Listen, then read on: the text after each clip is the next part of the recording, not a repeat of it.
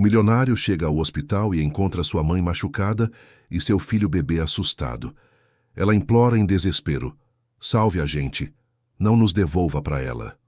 A nora, antes vista como um anjo, escondia uma mente cruel e um plano monstruoso. Mas quando a mãe e o bebê são sequestrados, ele descobre até onde o amor e o ódio podem levar. Se esta história te interessou, não se esqueça de se inscrever no nosso canal. E diga-nos de que cidade você nos está vendo. Continuamos. Prometo que essa vai ser a melhor história que você vai escutar na sua vida. A chuva caía forte sobre São Paulo naquela madrugada de junho. Marcelo Tavares estava em seu escritório no 32º andar, revisando contratos e planilhas, quando o telefone tocou.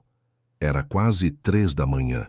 Ele olhou para a tela iluminada e viu o número do Hospital Sírio-Libanês. Seu coração disparou antes mesmo de atender. A voz do médico do outro lado foi direta, mas contida. Dona Irene, sua mãe, havia dado entrada na emergência com fortes dores e sinais de exaustão extrema. E o pequeno Gabriel, seu filho de apenas 2 anos, estava com ela, assustado e chorando sem parar. Marcelo nem desligou direito. Pegou as chaves, desceu correndo e entrou no carro ainda com a gravata frouxa e a camisa amarrotada. As ruas molhadas refletiam as luzes da cidade enquanto ele acelerava pela Avenida Paulista. Pensamentos confusos invadiram sua mente. Dona Irene sempre foi uma mulher forte, independente, cheia de vida. Como ela havia chegado àquele ponto? E Gabriel? Por que ele estava no hospital com ela no meio da madrugada? Verônica, sua esposa, não estava em casa? Onde ela estava? Ao chegar ao hospital, Marcelo foi direto para a ala de emergência. Um enfermeiro o conduziu até um dos quartos. Ele abriu a porta devagar e o que viu o fez parar no meio do corredor. Dona Irene estava deitada na cama, pálida, tremendo, com os olhos fundos e as mãos finas, segurando o lençol como quem se agarra à vida. Ao lado dela, no colo de uma enfermeira, Gabriel chorava baixinho com os olhinhos vermelhos e inchados. Marcelo se aproximou da mãe. Ela virou o rosto lentamente e, ao vê-lo, lágrimas começaram a escorrer. Ele segurou a mão dela, sentindo o quanto estava fria e frágil. A enfermeira entregou Gabriel nos braços dele. O menino se agarrou ao pai com força, escondendo o rostinho no pescoço dele, ainda soluçando. Marcelo não conseguia entender. Olhou para a médica que entrou logo em seguida. Ela carregava uma pasta com exames e relatórios. Com a voz séria, mas cuidadosa, ela começou a explicar. Dona Irene apresentava sinais de desnutrição, desidratação severa, estresse emocional agudo e marcas pelo corpo que indicavam quedas recentes.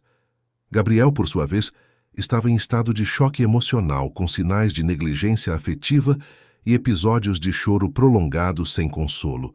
Marcelo sentiu o chão sumir debaixo dos pés. Como assim? Sua mãe morava com ele há 2 anos, desde que Marina, sua primeira esposa, havia partido de forma tão repentina, deixando-o sozinho com um bebê recém-nascido. Verônica havia entrado em sua vida justamente naquele momento difícil, oferecendo apoio, cuidado, estabilidade. Ela se apresentou como uma mulher gentil, paciente, disposta a ajudar. E ele, completamente perdido e esgotado, aceitou aquela ajuda de braços abertos. 6 meses depois, eles se casaram. Marcelo sempre acreditou que Verônica cuidava bem de sua mãe e de Gabriel. Ele trabalhava demais, passava dias inteiros fora, viajava constantemente, confiava nela. Mas agora, olhando para o estado da mãe e para o medo nos olhos do filho, ele começou a perceber que algo estava terrivelmente errado. Dona Irene segurou a mão do filho com mais força. Seus lábios tremiam. Ela tentou falar, mas as palavras saíam baixas, entrecortadas. Marcelo se inclinou para ouvir melhor. Ela sussurrou algo que o fez congelar. Pediu para não voltar para casa. Implorou para que protegesse Gabriel. Disse que havia coisas que ele não sabia, coisas que ela escondera para não preocupá-lo, para não destruir a frágil paz que ele tentava construir depois de perder Marina. Marcelo sentiu a raiva subindo. Perguntou diretamente o que estava acontecendo. Dona Irene fechou os olhos, respirou fundo e começou a contar. A voz dela era fraca, mas cada palavra carregava um peso imenso. Verônica não era a mulher que fingia ser. Dentro de casa, longe dos olhos dele, ela era fria, cruel, controladora. Tratava Dona Irene como um fardo, ignorava suas necessidades, a isolava em seu próprio quarto por horas, deixava-a sem refeições adequadas. E Gabriel, o pequeno Gabriel, era constantemente repreendido e ignorado, deixado chorando sozinho no berço. Dona Irene confessou que suportava tudo em silêncio porque tinha medo de que, se dissesse algo, Verônica descontaria ainda mais no menino. Ela tentava proteger o neto, levando-o para o quarto dela sempre que podia, acalmando-o, cantando baixinho para ele dormir. Mas Verônica percebia e reagia com frieza calculada. Proibia visitas, mandava a Alzira, a empregada fiel, ficar quieta, ameaçava que qualquer denúncia teria consequências graves. Marcelo estava em choque. Como ele não percebeu? Como deixou isso acontecer debaixo do próprio teto? Ele abraçou a mãe, com cuidado, sentindo o corpo frágil dela tremer. Gabriel continuava agarrado a ele, como se soubesse que finalmente estava seguro. A médica sugeriu que Dona Irene ficasse internada para observação e tratamento. Marcelo concordou imediatamente. Também pediu que Gabriel fosse examinado por uma psicóloga infantil. Ele não sairia dali até ter certeza de que ambos estariam bem. Enquanto esperava os resultados dos exames adicionais, Marcelo ligou para casa. Verônica atendeu no terceiro toque, com a voz sonolenta e irritada. Perguntou onde ele estava. Por que havia sumido no meio da madrugada? Marcelo, controlando a fúria, disse apenas que sua mãe e Gabriel estavam no hospital e que ela deveria ir até lá imediatamente. Verônica hesitou. Perguntou o que havia acontecido. Marcelo não respondeu. Apenas repetiu que ela deveria ir. Desligou antes que ela pudesse dizer mais alguma coisa. 40 minutos depois, Verônica chegou ao hospital. Estava impecavelmente vestida, maquiada, com os cabelos arrumados. Parecia calma, mas Marcelo notou algo nos olhos dela. Um brilho de preocupação, talvez medo. Ela se aproximou, tentou abraçá-lo, mas ele se afastou. Perguntou diretamente o que havia acontecido com sua mãe e seu filho. Verônica assumiu uma postura de surpresa e preocupação. Disse que não sabia de nada, que Dona Irene estava bem quando ela foi dormir, que Gabriel havia dormido tranquilo. Marcelo a encarou. Perguntou então por que sua mãe estava naquele estado, porque Gabriel estava aterrorizado. Verônica desviou o olhar. Começou a dar desculpas vagas. Disse que Dona Irene era teimosa, que não aceitava ajuda, que insistia em fazer coisas sozinha e acabava se machucando.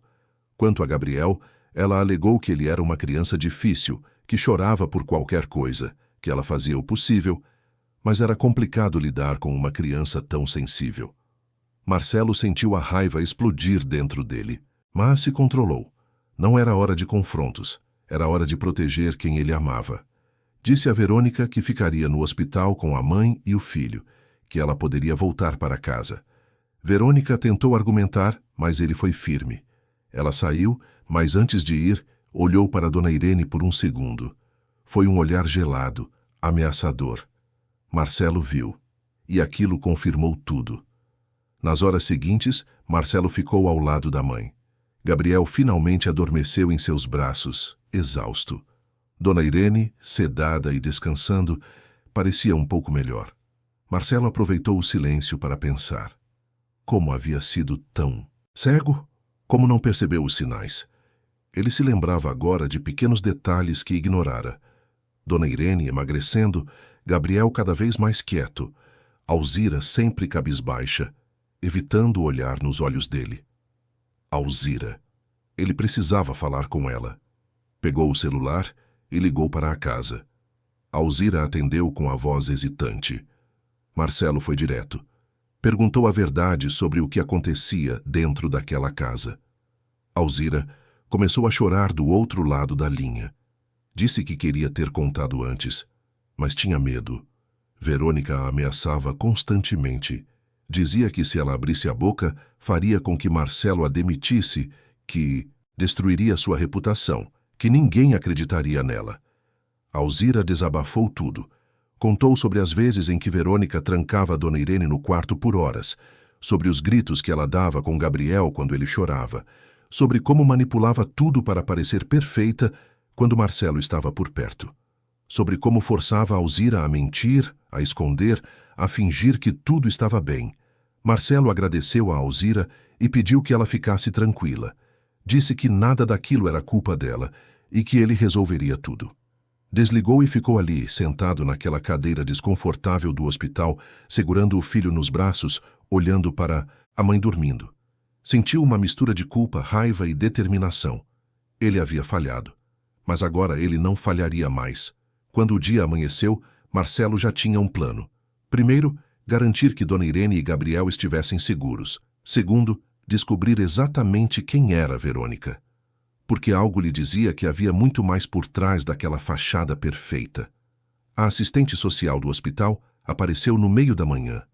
Era uma mulher de meia idade, com olhar atento e voz firme.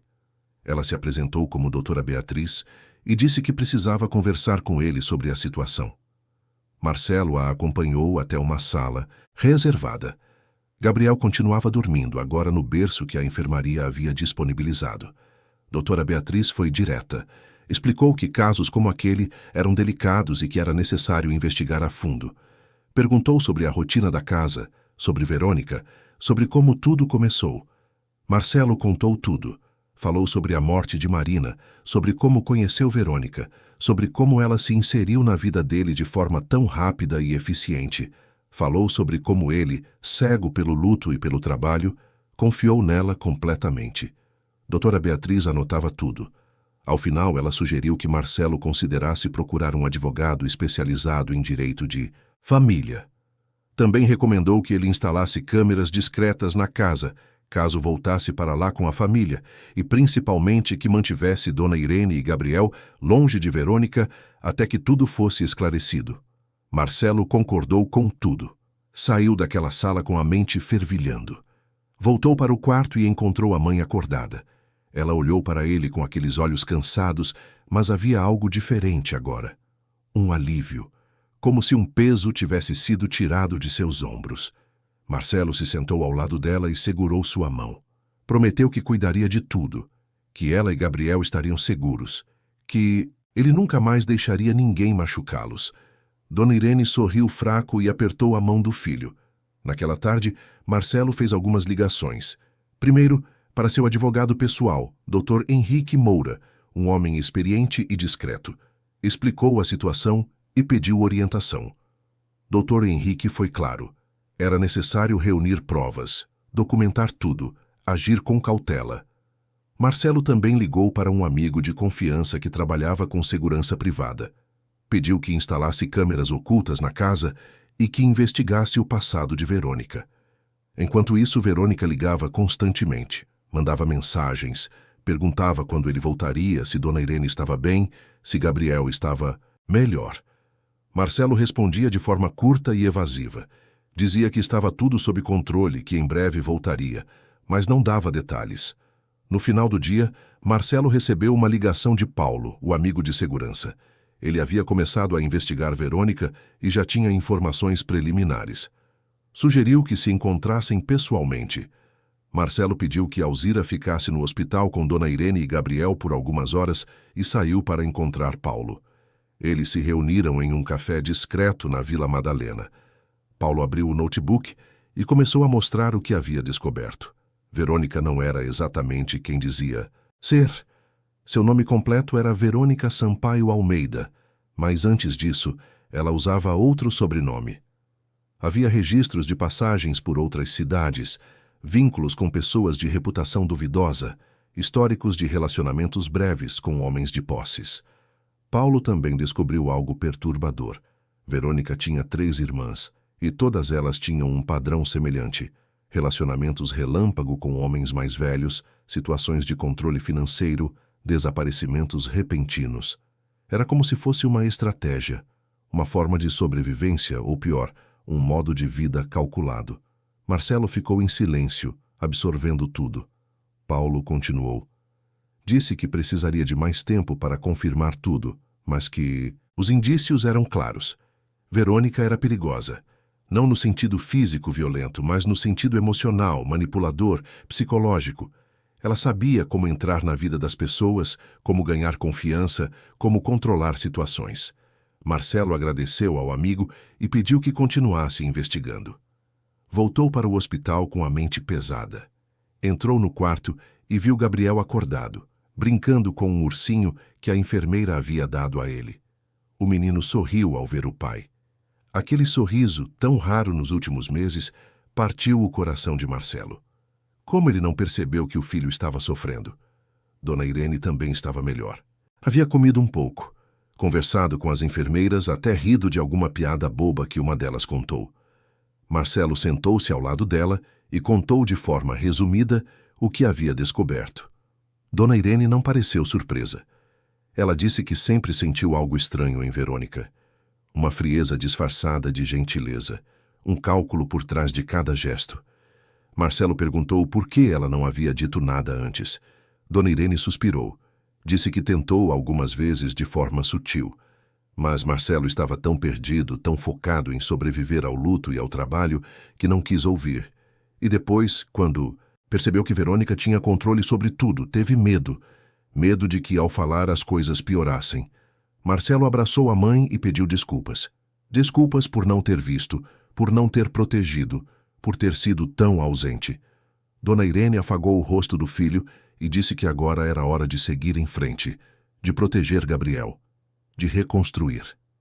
Naquela noite, Marcelo dormiu em uma poltrona ao lado da cama da mãe, com Gabriel deitado em um colchonete improvisado no chão.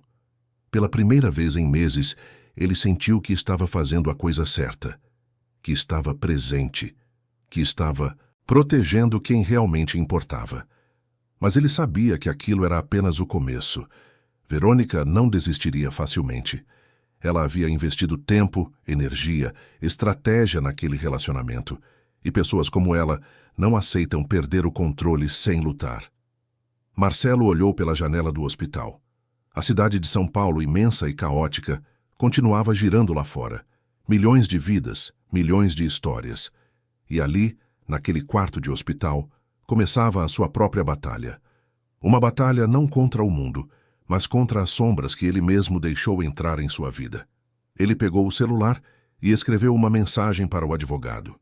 Precisava dar início aos trâmites de separação, mas antes disso, precisava garantir a segurança de sua família. Dr. Henrique respondeu rapidamente. Disse que já estava preparando tudo e que se reuniriam na manhã seguinte. Marcelo guardou o celular e fechou os olhos. Sabia que os próximos dias seriam difíceis. Sabia que teria que enfrentar Verônica, que teria que lidar com revelações que talvez preferisse não conhecer. Mas agora ele não estava mais sozinho. Tinha sua mãe, tinha Gabriel e tinha a determinação de um homem que finalmente acordou. No quarto ao lado, uma enfermeira fazia suas anotações. No corredor, o hospital seguia seu ritmo noturno. E lá fora, em algum lugar de São Paulo, Verônica planejava seus próximos passos, porque para ela, aquilo não era o fim. Era apenas uma mudança de estratégia, e ela sempre foi muito boa em se adaptar. A manhã chegou com um sol tímido que tentava furar as nuvens cinzentas sobre São Paulo. Marcelo acordou com uma dor no pescoço, resultado da noite mal dormida na poltrona do hospital. Gabriel ainda dormia tranquilo, enrolado no cobertor que a enfermeira havia trazido. Dona Irene estava acordada, olhando pela janela com uma expressão pensativa. Marcelo se levantou e foi até ela. Perguntou como havia dormido. Ela sorriu fraco e disse que havia sido a melhor noite em muito tempo. Pela primeira vez em meses, dormiu sem medo, sem ter que ficar alerta, sem ter que se preocupar com Gabriel chorando sozinho no outro quarto. O médico entrou para fazer uma avaliação matinal. Disse que Dona Irene estava respondendo bem ao tratamento, mas que seria importante mantê-la em observação por mais alguns dias. Marcelo concordou prontamente. Não havia pressa.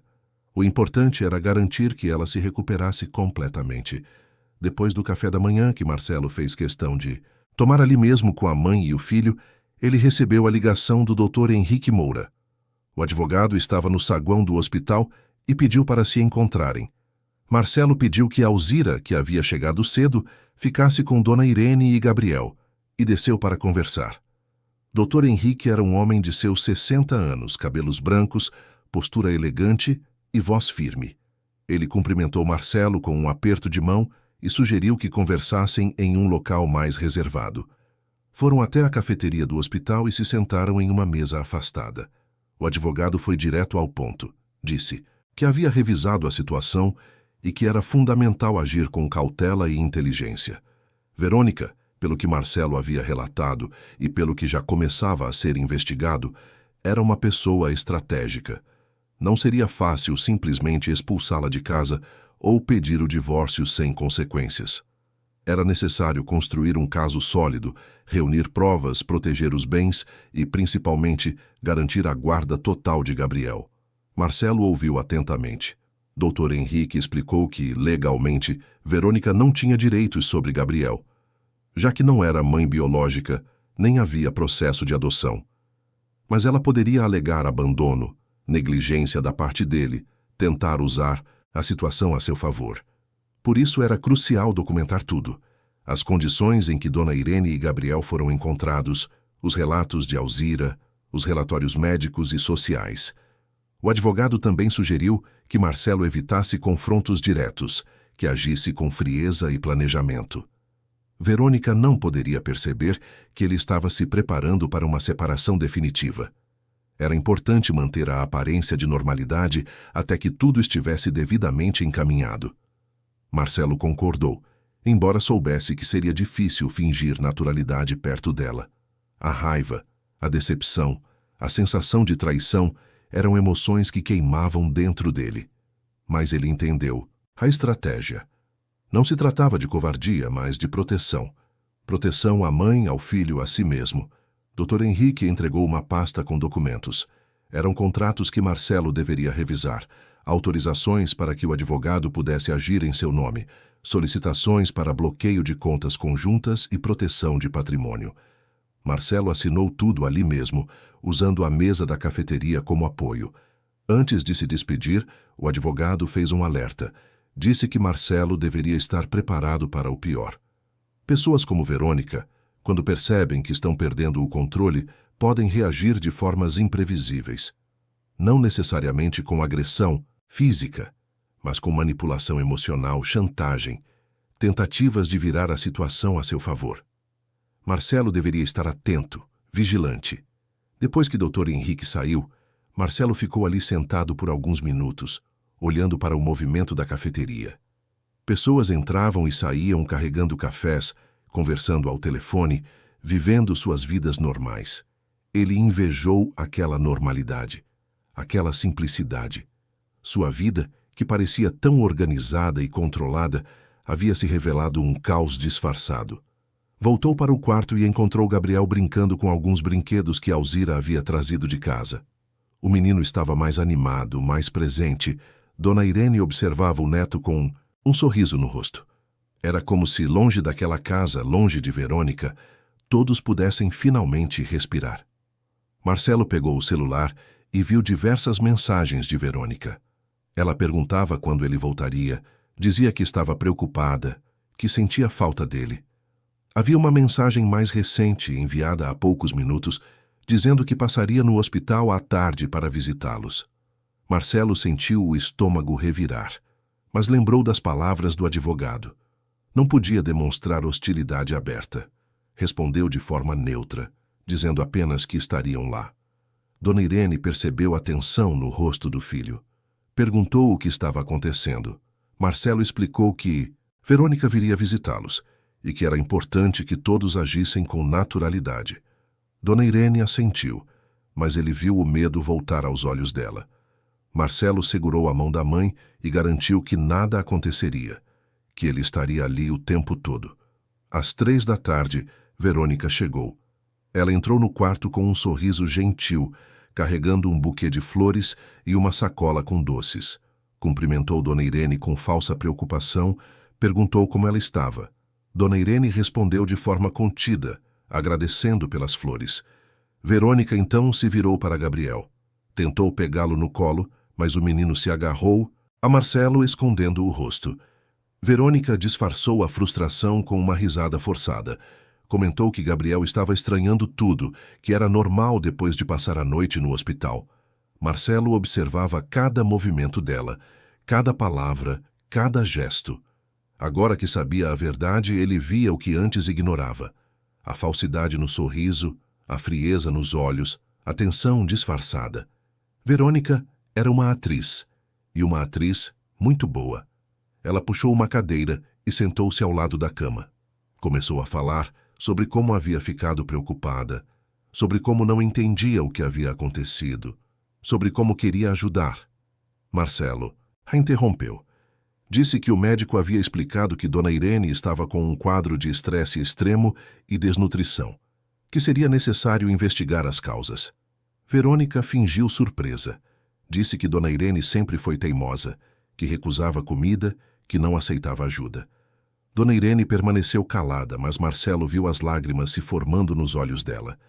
Ele segurou a mão da mãe e disse a Verônica que, a partir de agora, ele mesmo cuidaria pessoalmente da alimentação e bem-estar dela. Verônica sorriu, mas havia algo perigoso naquele sorriso.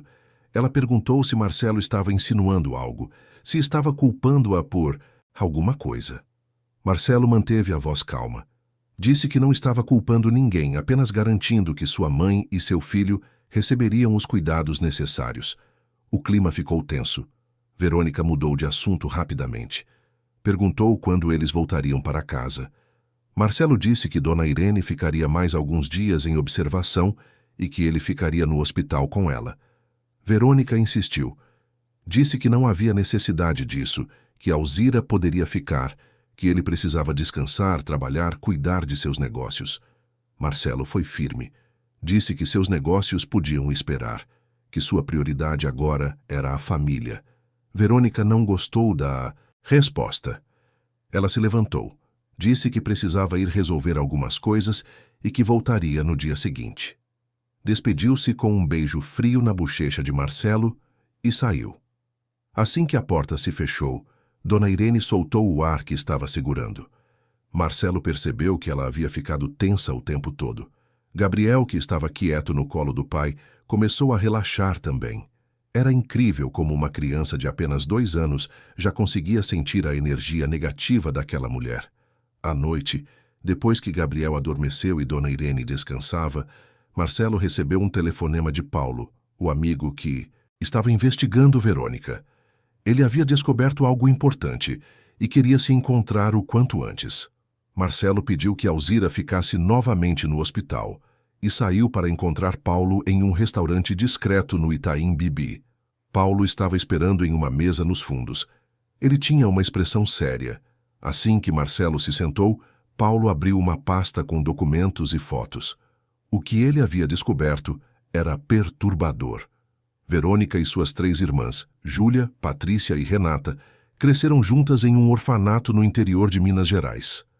Todas foram adotadas por famílias diferentes, mas mantiveram contato ao longo dos anos. E todas, absolutamente todas, tinham um padrão de relacionamentos com homens mais velhos, situações de controle financeiro e desaparecimentos repentinos. Paulo mostrou recortes de jornais antigos, relatórios de investigações arquivadas, registros policiais. Havia casos de homens que haviam perdido fortunas, outros que simplesmente sumiram das cidades onde viviam, alguns que entraram em depressão profunda. Não havia provas concretas de crimes, mas havia um padrão claro, um padrão de manipulação sistemática. Marcelo sentiu um arrepio, perguntou se havia algo conectando Verônica à família dele especificamente. Paulo hesitou. Disse que ainda estava investigando, mas havia uma pista intrigante. Ricardo, o irmão de Marcelo, havia tido um breve envolvimento com uma das irmãs de Verônica há alguns anos atrás. Júlia. Marcelo ficou chocado.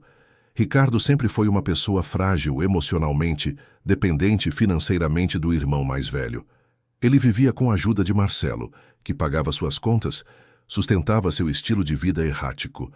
E agora descobria que Ricardo havia se envolvido com alguém do círculo de Verônica? Paulo continuou. Disse que estava tentando localizar Ricardo para conversar, mas ele estava desaparecido há algumas semanas. Marcelo sentiu o peso daquela informação. Ricardo poderia estar envolvido nisso tudo? Poderia ter sido manipulado por aquelas mulheres? Paulo sugeriu que Marcelo tomasse cuidado redobrado.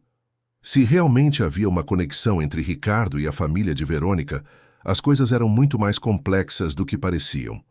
Marcelo concordou e pediu que Paulo continuasse investigando. Também pediu que ele tentasse encontrar Ricardo o quanto antes. Ao voltar para o hospital, Marcelo estava exausto mental e emocionalmente. Entrou no quarto devagar para não acordar Gabriel e Dona Irene. Sentou-se na poltrona e ficou ali, olhando para os dois dormindo. Pensou em Marina, sua primeira esposa. Lembrou de como ela era doce, genuína, cheia de vida. Lembrou do dia em que ela partiu, deixando-o sozinho com um bebê nos braços. Marcelo sempre acreditou que a partida de Marina havia sido repentina, uma fatalidade da vida. Mas agora, com tudo o que estava descobrindo, uma dúvida terrível começou a surgir. E se não foi apenas uma fatalidade? E se houve algo mais? Ele sacudiu a cabeça, tentando afastar aquele pensamento. Não podia começar a imaginar coisas sem provas, mas a semente da dúvida havia sido plantada. Na manhã seguinte, Dr. Henrique ligou novamente. Disse que havia conseguido uma ordem judicial para que câmeras de segurança fossem instaladas na casa de Marcelo, argumentando a necessidade de proteção familiar. Também havia iniciado oficialmente o processo de separação, mas de forma discreta, sem que Verônica fosse notificada ainda. Marcelo agradeceu e perguntou quanto tempo levaria até que tudo estivesse resolvido. Dr. Henrique foi honesto. Disse que dependeria de muitos fatores, mas que ele faria o possível para acelerar o processo. O importante era não deixar Verônica perceber até que fosse tarde demais para ela reagir. Durante os dias seguintes, Marcelo manteve a rotina no hospital. Verônica aparecia diariamente para visitas curtas, sempre tentando parecer preocupada e prestativa. Mas Marcelo via através da máscara. Via a impaciência nos olhos dela, a irritação quando ele dizia que ficaria mais tempo no hospital, a frustração quando tentava se aproximar de Gabriel e o menino recusava. Dona Irene estava cada dia melhor. Os médicos ficaram impressionados com sua recuperação. Ela voltou a comer bem, a conversar, a sorrir. Era como se, livre daquela opressão diária, ela tivesse renascido. Gabriel também estava diferente, mais animado, mais comunicativo, rindo das brincadeiras das enfermeiras. Uma tarde, enquanto Marcelo estava sozinho no corredor respondendo e-mails do trabalho, uma das assistentes sociais se aproximou. Era a doutora Beatriz. Ela pediu para conversar em particular. Foram até uma sala de reuniões vazia. Doutora Beatriz disse que havia feito uma avaliação detalhada do caso e que seus relatórios recomendavam que Dona Irene e Gabriel não retornassem à casa enquanto Verônica estivesse lá. Ela explicou que, embora não houvesse provas de agressão física, havia sinais claros de abuso emocional e negligência. E isso era suficiente para uma recomendação oficial. Marcelo ficou aliviado. Aquele relatório seria fundamental para o processo de separação e para garantir a guarda definitiva de Gabriel. Agradeceu a doutora Beatriz e pediu uma cópia de tudo. Naquela noite, Marcelo tomou uma decisão. Ele não voltaria para aquela casa, alugaria um apartamento temporário, levaria Dona Irene e Gabriel para lá assim que ela recebesse alta, e só voltaria à mansão para buscar seus pertences quando Verônica não estivesse. Era hora de romper completamente. Ligou para Dr. Henrique e comunicou a decisão. O advogado concordou que era a melhor estratégia. Também informou que Ricardo havia sido localizado. Ele estava em um hotel barato na zona leste de São Paulo, aparentemente sem dinheiro, evitando contato com a família. Paulo conseguiu falar com ele e marcou um encontro para o dia seguinte. Marcelo pediu para participar desse encontro. Precisava olhar nos olhos do irmão e entender o que realmente estava acontecendo. No dia seguinte, Marcelo deixou Dona Irene e Gabriel sob os cuidados de Alzira e saiu para encontrar Ricardo. O hotel era simples, quase decadente, em uma rua movimentada próxima ao Tatuapé. Paulo estava esperando na recepção. Subiram juntos até o quarto no terceiro andar. Ricardo abriu a porta. Ele estava irreconhecível, magro, com olheiras profundas, barba por fazer, roupas amassadas. Parecia um homem destruído.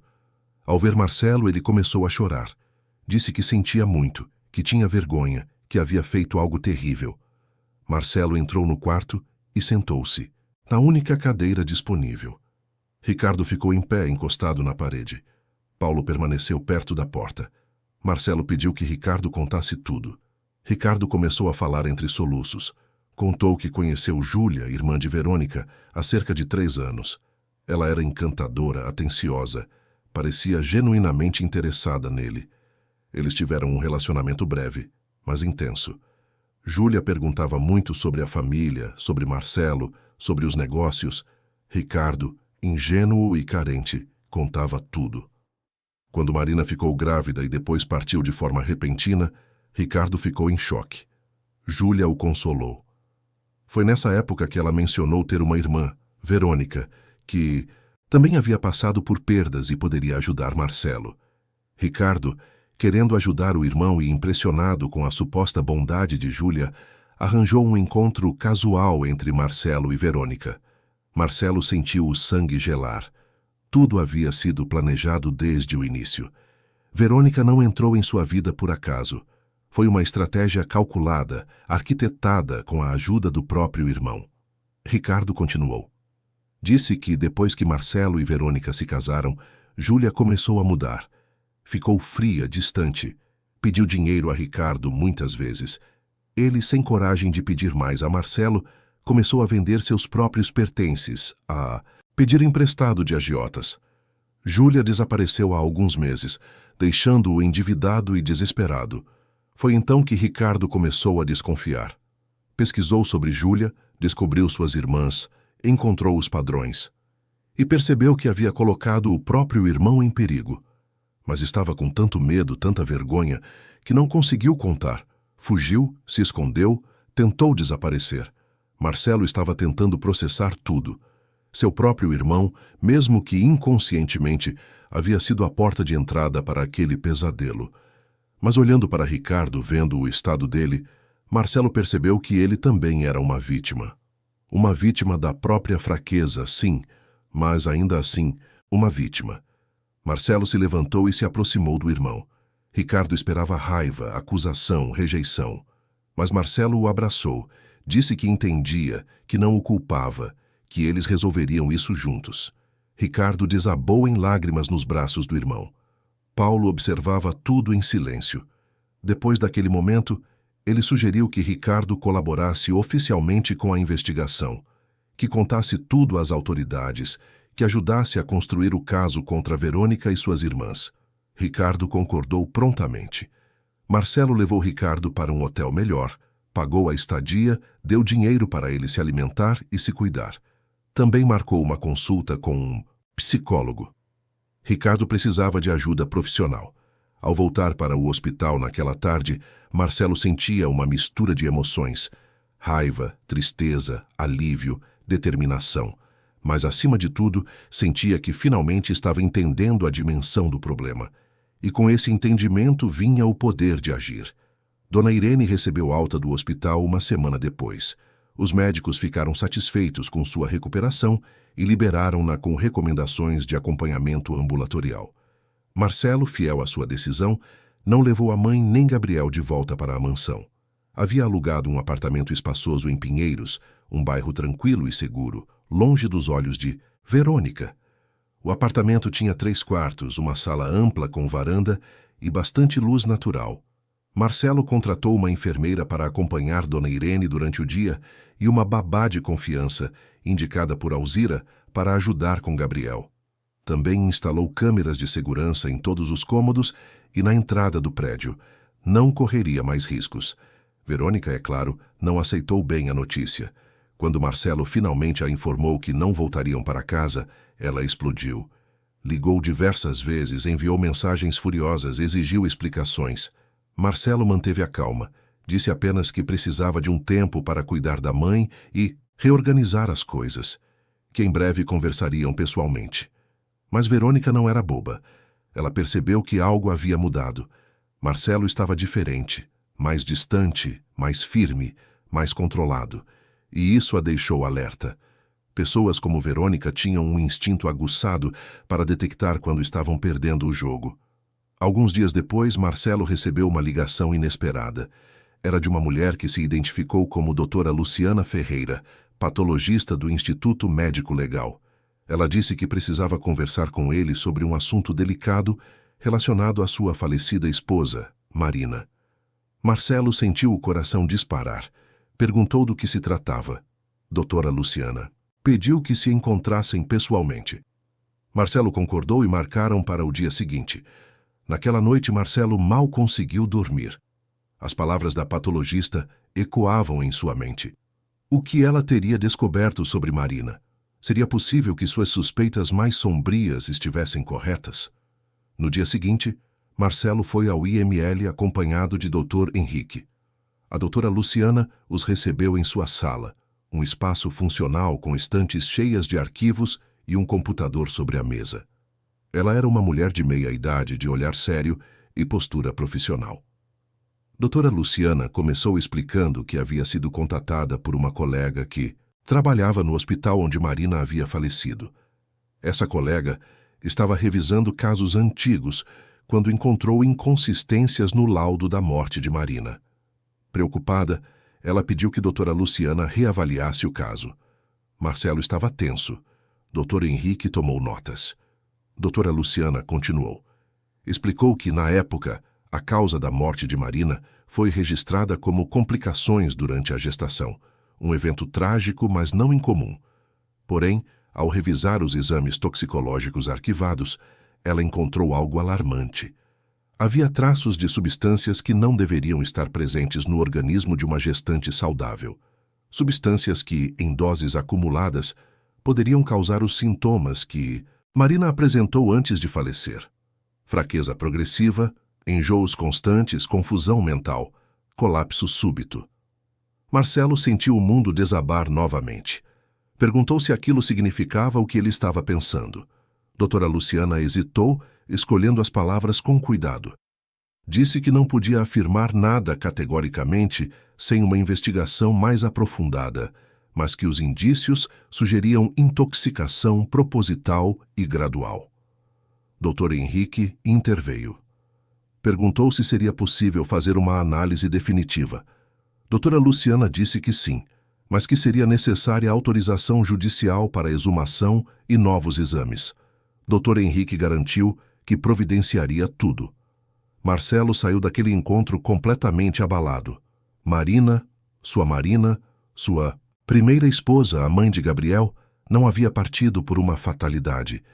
Ela havia sido tirada dele, e tudo apontava para Verônica. Ele voltou para o apartamento em Pinheiros, ainda sob o choque da revelação. Dona Irene percebeu o estado do filho assim que ele entrou. Perguntou o que havia acontecido. Marcelo sentou-se ao lado dela no sofá e contou tudo. Dona Irene ficou pálida. Seus olhos se encheram de lágrimas. Ela segurou as mãos do filho e disse algo que fez tudo fazer sentido. Contou que nos meses antes de Marina falecer, Verônica já estava frequentando a casa.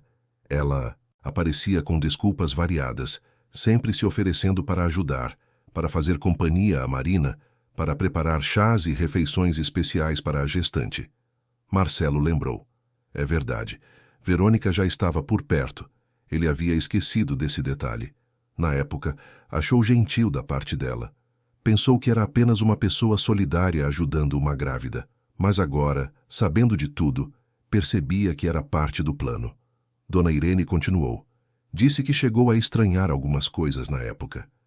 Marina reclamava de gostos estranhos na comida, de sentir-se mais fraca depois de certos alimentos que Verônica preparava. Mas todos atribuíam aos hormônios da gravidez, aos desejos e rejeições comuns de gestantes. Ninguém imaginou que pudesse ser algo pior. Marcelo estava destruído. Sentia uma culpa esmagadora. Como não percebeu? Como deixou aquela mulher entrar em sua vida, em sua casa, perto de Marina?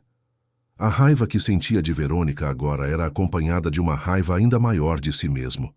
Dona Irene abraçou o filho.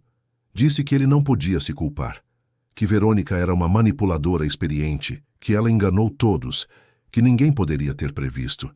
Mas Marcelo sabia que levaria muito tempo para perdoar a si mesmo. Dr. Henrique ligou-o. 2 dias depois. Havia conseguido a autorização judicial para a exumação. O procedimento seria realizado em 1 semana.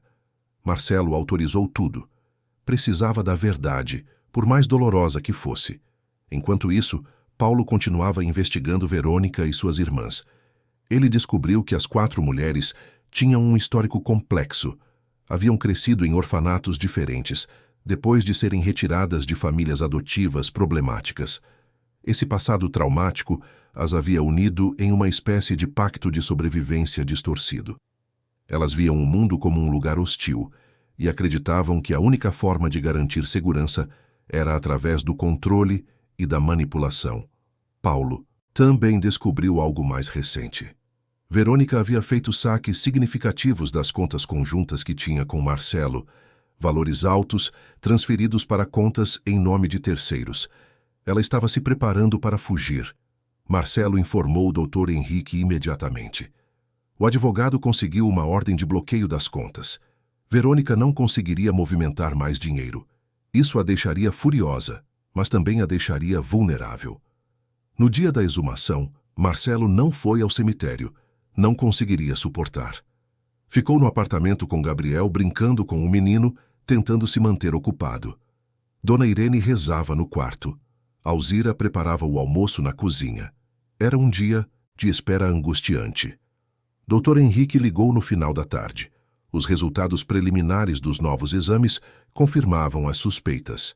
Marina havia sido intoxicada de forma gradual e intencional. A investigação criminal seria reaberta oficialmente e Verônica seria convocada para depor. Marcelo desligou o telefone e ficou ali, parado no meio da sala, sentindo o peso daquela confirmação. Marina não precisava ter partido. Gabriel não precisava ter crescido sem a mãe. Tudo poderia ter sido diferente se não fosse por Verônica.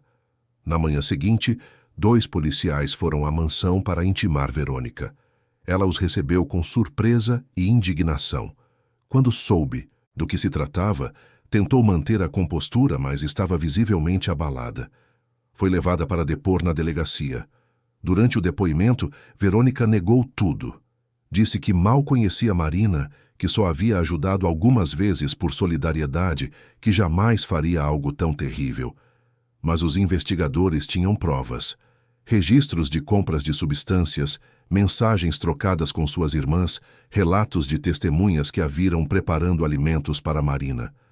Confrontada com as evidências, Verônica mudou de estratégia. Começou a chorar, a se vitimizar, a dizer que era incompreendida, que estava sendo acusada injustamente.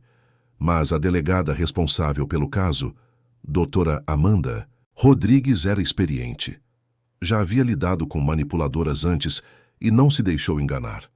Verônica foi liberada temporariamente, mas com ordem de não se aproximar de Marcelo, Dona Irene ou Gabriel.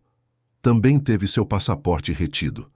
Ela saiu da delegacia com o rosto fechado, os olhos cheios de fúria contida. Marcelo soube de tudo através do Dr. Henrique. O advogado o aconselhou a redobrar a segurança. Verônica estava acuada, e pessoas acuadas podiam fazer coisas imprevisíveis. Naquela noite, Marcelo estava no apartamento quando recebeu uma ligação de um número desconhecido.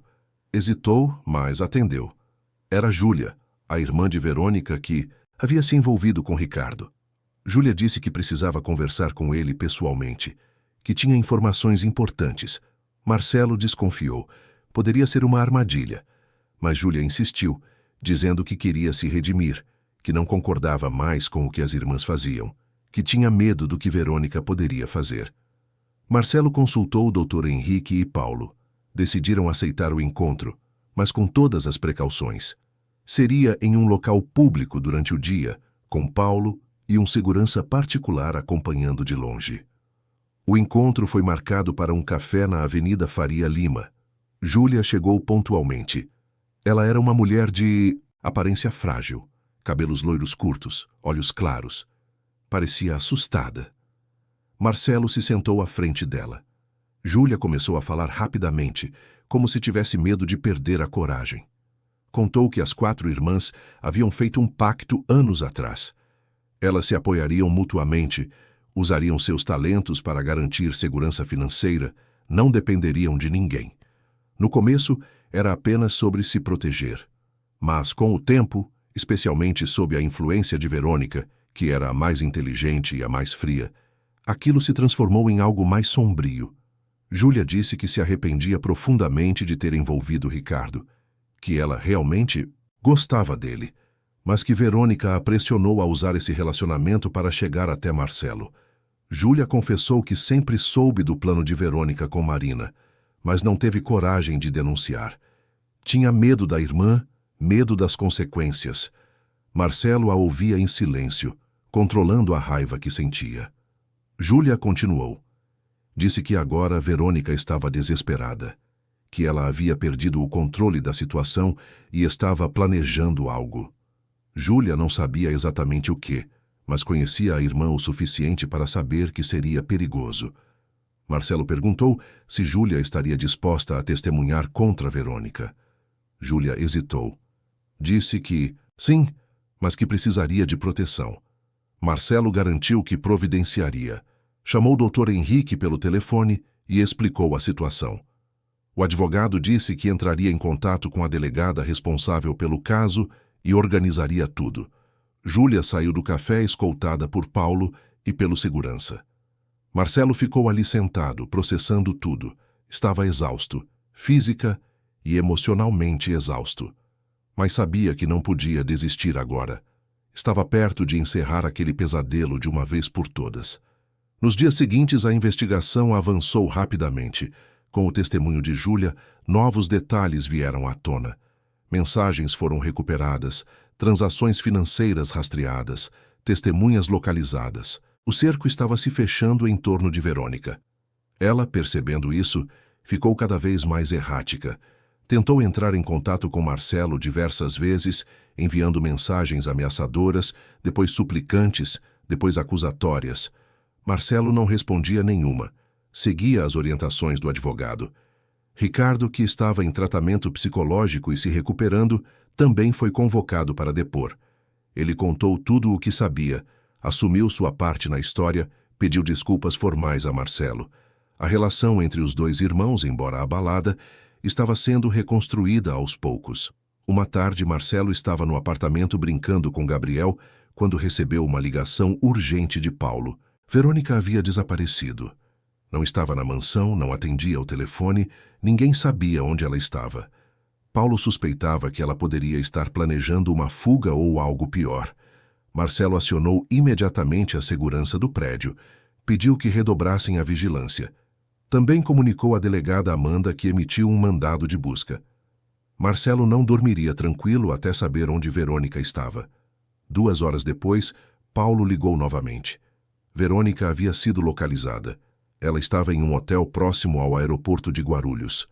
Aparentemente, planejava deixar o país usando documentos falsos. A polícia já estava a caminho. Marcelo respirou aliviado. Finalmente, aquele pesadelo estava chegando ao fim. Verônica foi detida no hotel. Ao ser confrontada, ela perdeu completamente a compostura. Gritou, acusou todos de conspirarem contra ela, ameaçou processar a todos. Mas não havia mais como fugir. As provas eram sólidas.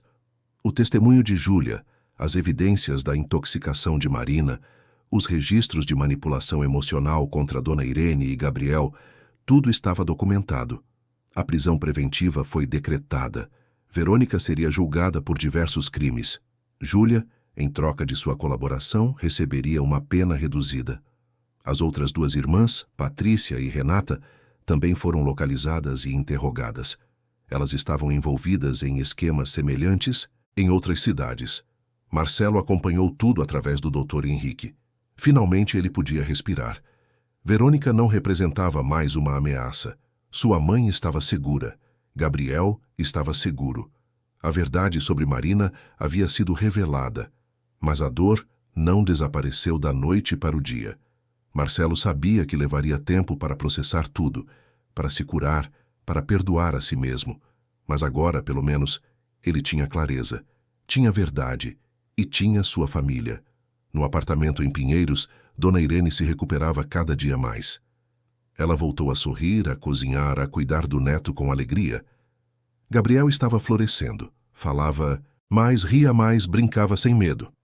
A babá comentava que ele parecia uma criança completamente diferente. Marcelo reduziu drasticamente suas horas de trabalho. Delegou responsabilidades, contratou um gerente de confiança, reorganizou suas prioridades. Percebeu que de nada adiantava ter sucesso profissional se ele não estava presente na vida das pessoas que amava. Ricardo também estava melhor. Participava de terapia regularmente, conseguiu um emprego modesto, mas honesto, estava reconstruindo sua vida. Ele e Marcelo se viam frequentemente. A relação entre os irmãos, embora cicatrizada, era mais honesta agora, mais real. O julgamento de Verônica estava marcado para dali a alguns meses. Dr. Henrique garantiu que o caso era sólido e que a condenação era praticamente certa. Marcelo sabia que teria que reviver tudo durante o julgamento, mas estava preparado. Faria isso por Marina, por Gabriel, por sua mãe, por si mesmo. Uma noite, depois de colocar Gabriel para dormir, Marcelo sentou-se na varanda do apartamento. A cidade se estendia diante dele, com suas luzes, seus sons, sua vida pulsante. Ele pensou em tudo o que havia acontecido, em como sua vida havia sido virada do avesso, em como ele quase perdeu tudo. Mas agora, olhando para aquele céu estrelado de São Paulo, ele sentia algo diferente. Sentia esperança. Sentia que, apesar de tudo, ainda havia tempo para reconstruir, para ser o pai que Gabriel merecia, para ser o filho que Dona Irene sempre teve, para ser o homem que Marina teria orgulho. Marcelo respirou fundo e sorriu. Pela primeira vez em muito tempo, sorriu de verdade. O pesadelo estava acabando e uma nova vida estava começando. Os meses seguintes trouxeram uma rotina nova para Marcelo e sua família. O apartamento em Pinheiros, que no início era apenas um refúgio temporário, transformou-se em um lar de verdade. Dona Irene havia decorado a sala com fotografias antigas, plantas e cortinas claras que deixavam o sol entrar. Gabriel ganhara um quarto colorido, cheio de brinquedos, onde passava horas construindo torres de blocos e desenhando com giz de cera. Marcelo acordava cedo todos os dias, mas agora não era para correr ao escritório. Era para tomar café da manhã com a mãe e o filho, para ouvir Gabriel tagarelar sobre seus sonhos engraçados, para conversar com Dona Irene sobre os planos do dia. Aquelas manhãs simples haviam se tornado o momento mais importante da sua rotina. O trabalho continuava, claro, mas Marcelo havia aprendido a delegar, a confiar em sua equipe, a entender que sua presença constante não era sinônimo de sucesso. Seus negócios continuavam prósperos, talvez até mais do que antes, porque agora ele tomava decisões com a mente mais clara e o coração mais leve. Ricardo aparecia pelo menos 2 vezes por semana. Trazia doces para Gabriel, jantava com a família, conversava com Dona Irene sobre receitas antigas que ela gostava de fazer. A relação entre os irmãos estava sendo reconstruída sobre bases mais sólidas. Marcelo havia perdoado Ricardo completamente. Entendia que ambos haviam sido vítimas de manipulação. E agora, juntos, estavam mais fortes. O julgamento de Verônica aconteceu em uma manhã fria de setembro.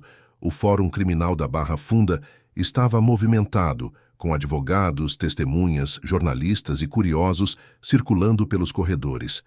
Marcelo chegou acompanhado do Dr. Henrique, vestido com um terno discreto, tentando manter a compostura. Dona Irene havia insistido em ir também. Ela disse que precisava olhar nos olhos daquela mulher uma última vez. Precisava vê-la responder por tudo o que havia feito. Marcelo tentou dissuadi-la, preocupado com o impacto emocional, mas a mãe foi irredutível. Ela estava mais forte agora, pronta para enfrentar. Ricardo também foi convocado para testemunhar. Ele estava nervoso, mas determinado a dizer a verdade. Júlia, a irmã de Verônica, que colaborou com a justiça, também estava presente. Ela seria testemunha fundamental. Quando Verônica entrou na sala do tribunal, Marcelo sentiu um aperto no peito. Ela estava diferente.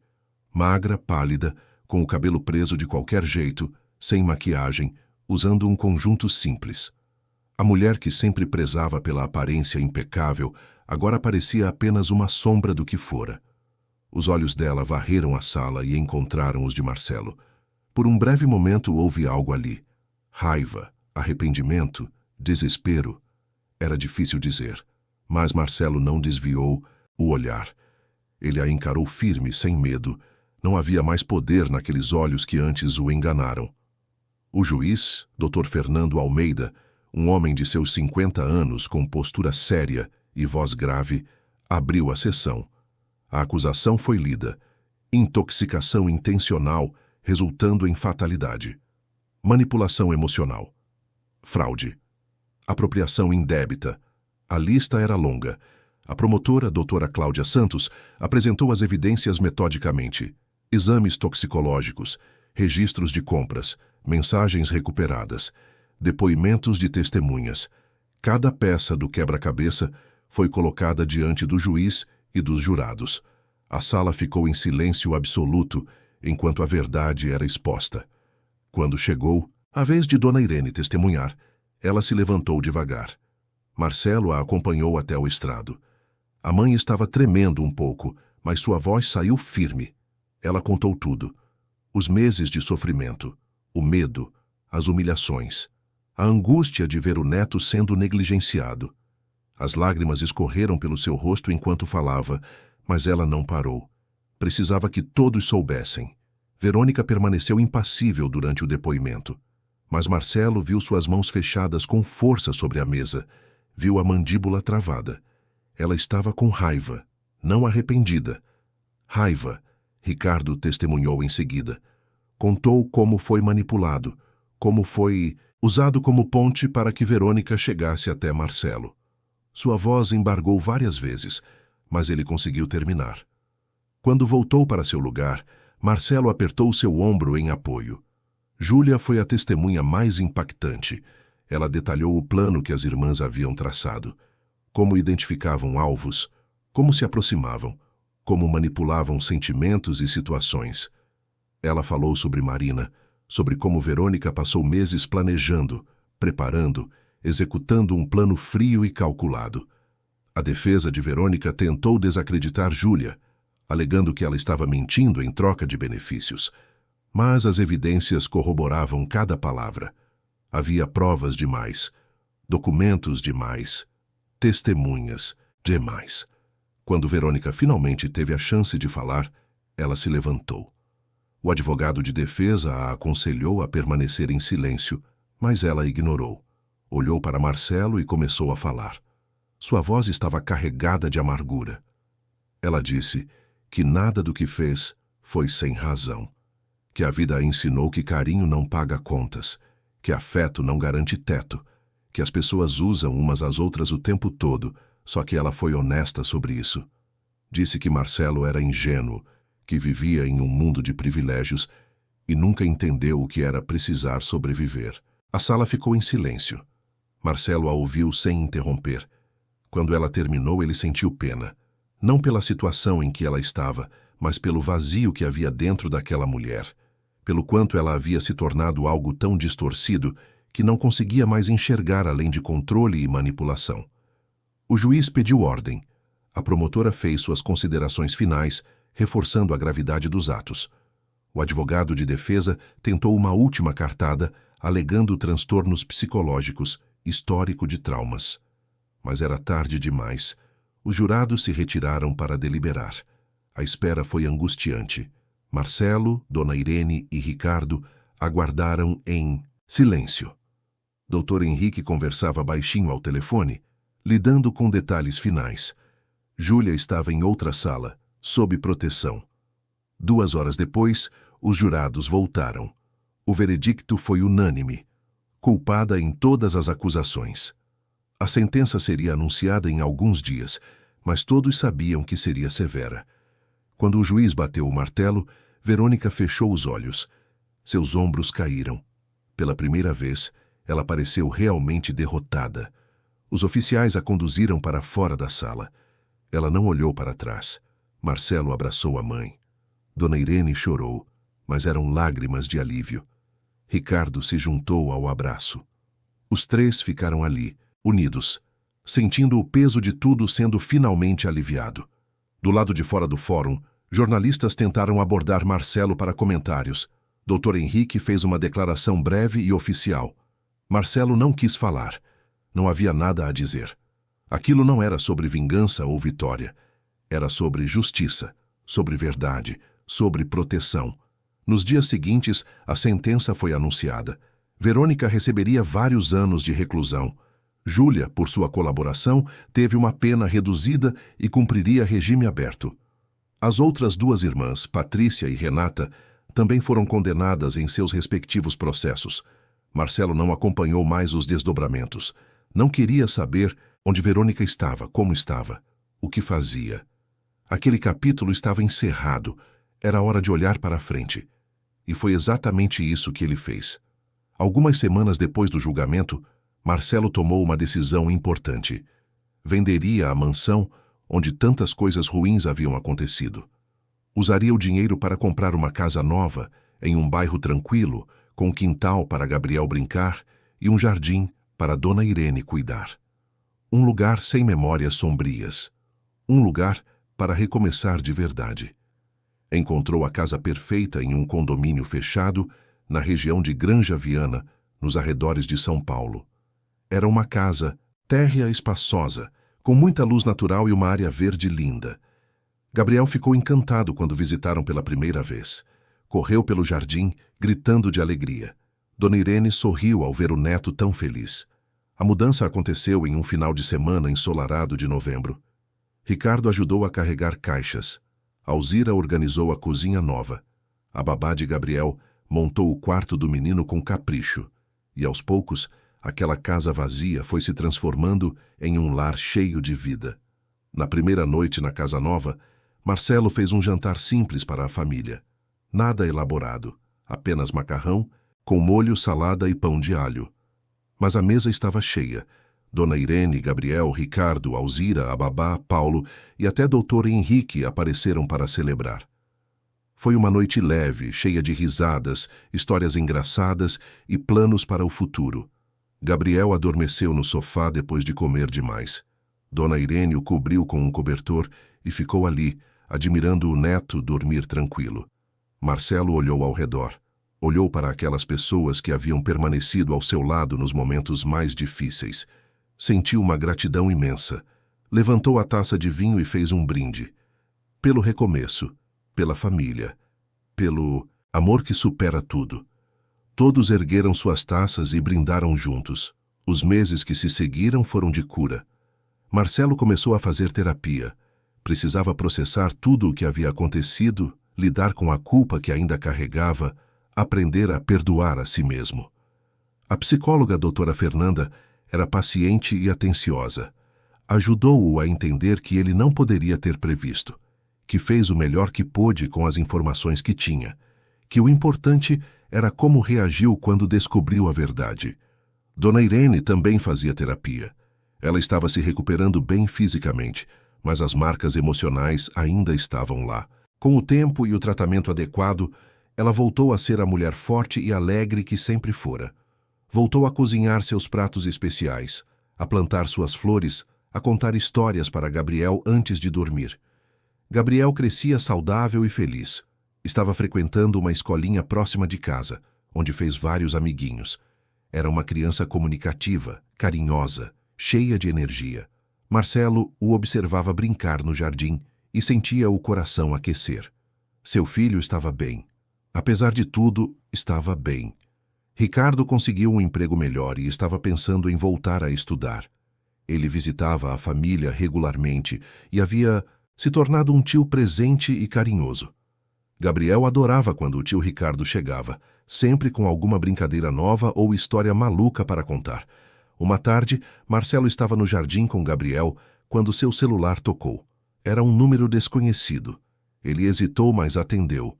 Do outro lado, uma voz feminina e gentil se apresentou como Doutora Beatriz, a assistente social do hospital.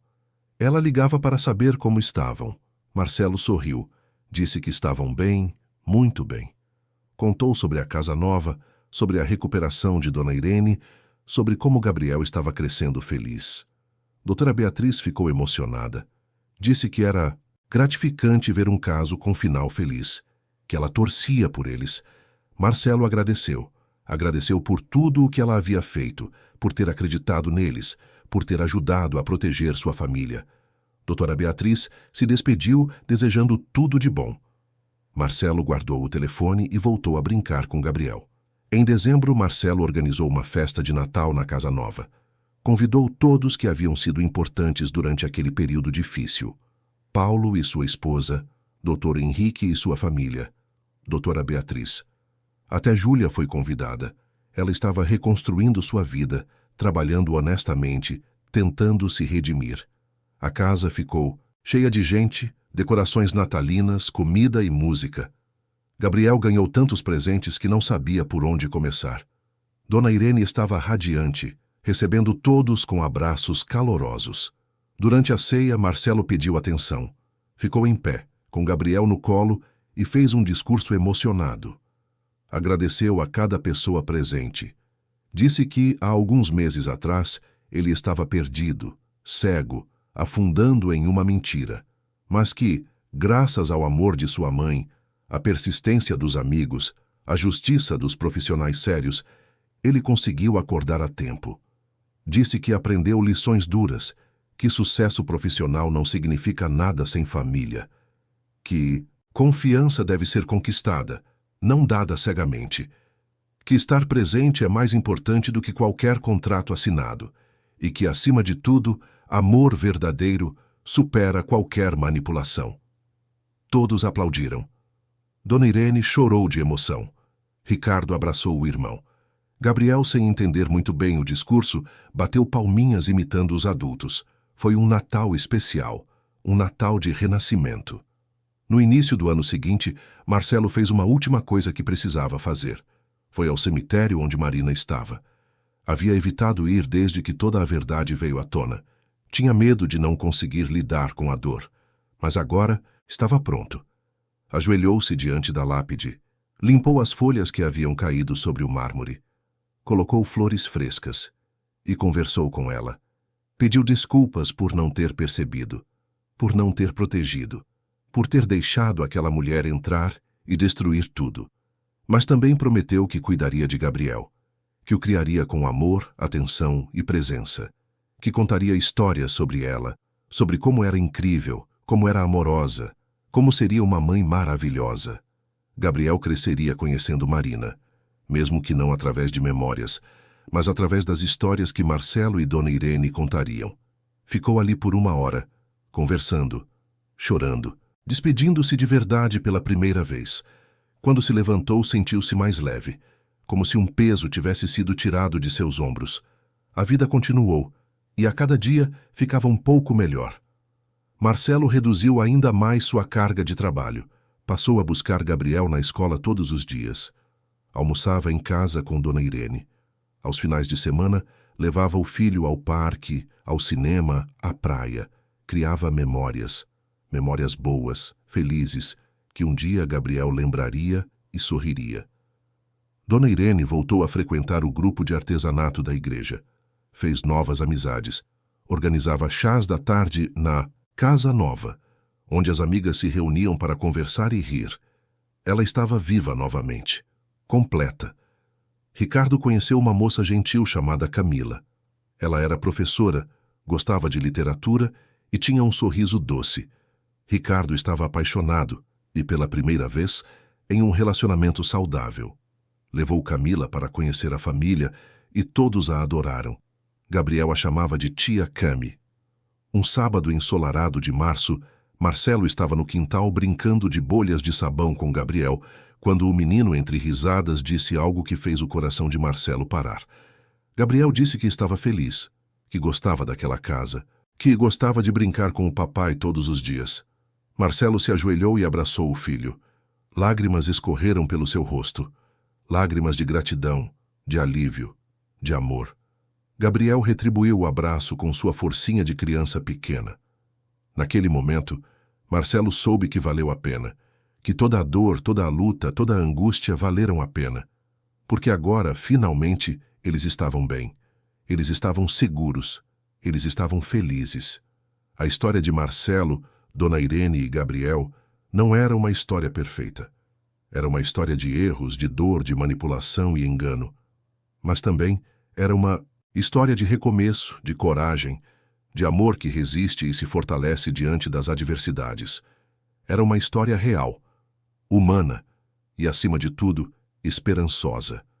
Porque, no final, o que importava não era o que haviam perdido, era o que haviam conquistado: uma família unida, um lar verdadeiro e a certeza de que juntos poderiam enfrentar qualquer tempestade. O sol brilhava forte naquela tarde de março. Gabriel ria enquanto perseguia as bolhas coloridas que flutuavam pelo ar. Dona Irene observava da janela, sorrindo. Ricardo chegou com Camila, trazendo um bolo para o lanche da tarde, e Marcelo, olhando para tudo aquilo, sentiu algo que não sentia há muito tempo. Paz. Completa e verdadeira paz. A dor se transformou em memória. O trauma se transformou em força. E a família renasceu, longe das sombras, iluminada pelo sol de um novo dia. Fim da história. Queridos ouvintes, esperamos que a história de Marcelo, Dona Irene e Gabriel tenha tocado o seu coração. Se você se emocionou com essa jornada de recomeço, de dor superada e de amor que resiste a tudo, deixe seu like, inscreva-se no canal e conte nos comentários o que mais te marcou. Qual foi o momento que mais tocou você? Você já passou por alguma situação de manipulação emocional? Como você lidou? Queremos ouvir sua história também. Todos os dias trazemos histórias intensas como essa, que revelam o lado mais profundo da alma humana, histórias que nos fazem refletir sobre família, amor, perdão e recomeço. Você não está sozinho nessa jornada. Estamos aqui, todos os dias, com uma nova história que pode te inspirar, te confortar ou te fazer enxergar a vida de uma forma diferente. Te esperamos no próximo episódio, com mais emoção, mais drama e mais histórias que tocam a alma.